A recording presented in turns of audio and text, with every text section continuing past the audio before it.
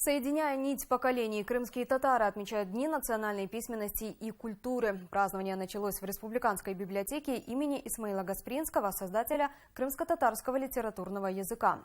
Поэты и музыканты, писатели и ученые – все они объединились с единой целью – в очередной раз напомнить об истинной ценности народной культуры.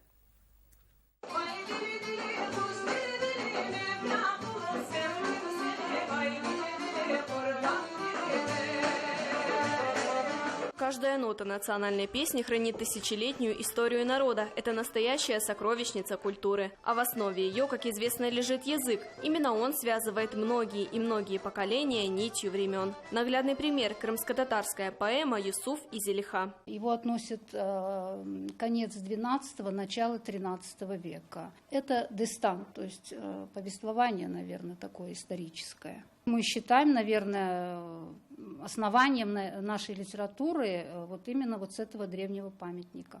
А в этих открытках собрана крымско-татарская поэзия ханского периода. Над их созданием ученые работали несколько лет. Сегодня долгожданная презентация. Стихи и биография десятка авторов написаны на 2 языках. Хотелось бы, чтобы больше людей, больше читателей знали историю крымско-татарской литературы, крымско-татарской поэзии, общей крымской поэзии. И одними из лучших представителей, конечно, являются авторы, представленные в этом сборнике. Вместе с народом немало испытаний прошла его литература. Однако сейчас делается все возможное для ее сохранения и развития. Стали более массово издаваться книги на крымско-татарском языке.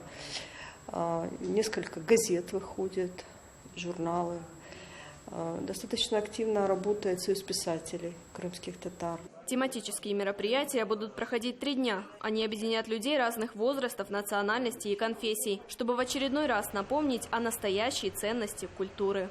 Екатерина Серюгина, Игорь Пенищук, Новости 24.